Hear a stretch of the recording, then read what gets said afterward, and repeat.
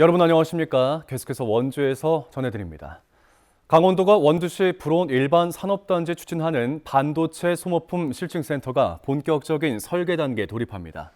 반도체 소모품 실증센터는 지난해 5월 정부의 공모사업에 선정된 국가 직접 사업으로 국비와 지방비 등 427억 원이 투입돼 불온 일반 산업단지 내 지상 2층 연면적 2,400제곱미터 규모로 건립됩니다.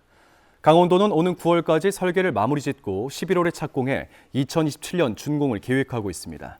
완공되면 국내 반도체 공정용 세라믹 소모품의 성능 검증과 실증 테스트를 지원하는 테스트베드 역할을 수행할 것으로 기대됩니다.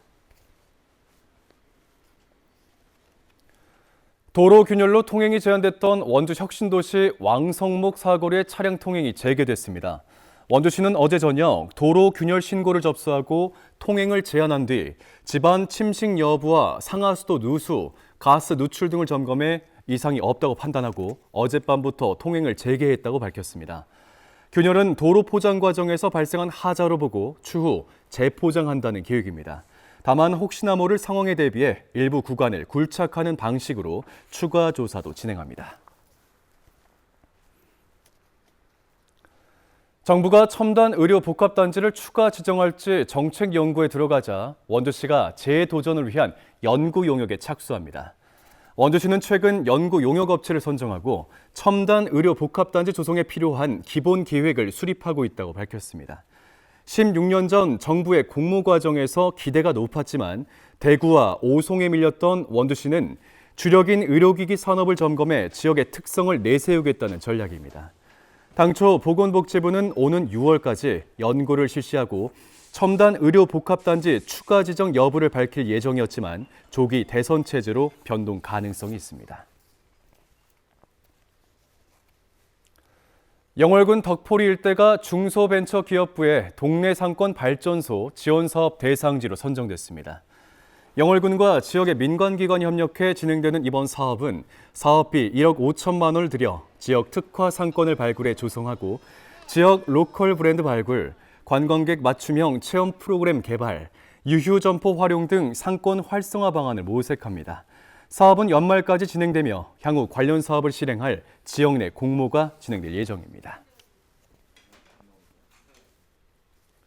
현직 소방관이 출근길에 마주친 차량 화재를 진화해 대형 사고를 막은 사실이 뒤늦게 알려졌습니다. 지난 12일 오전 7시쯤 영월 소방서 소속 이충성 소방장과 이주관 소방교는 출근하던 중 영월군 산솔면 화원리의 한 도로에서 불이 난 지게차를 발견하고 차량용 소화기를 활용해 화재를 진압했습니다.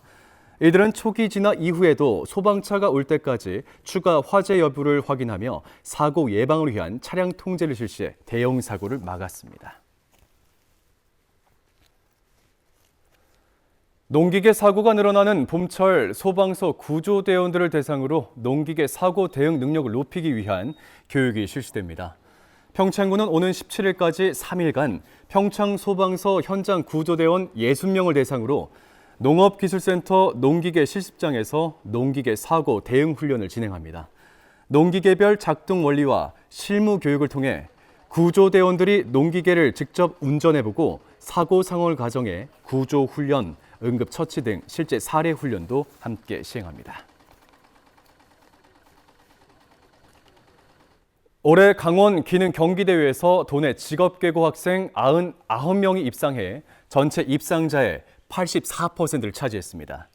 금, 은, 동, 우수 입상자 81명에겐 상장과 상금이 지급되고 올해 9월 20일 광주에서 개막하는 전국 기능 경기대회에 강원도 대표로서 출전할 수 있는 자격이 부여됩니다.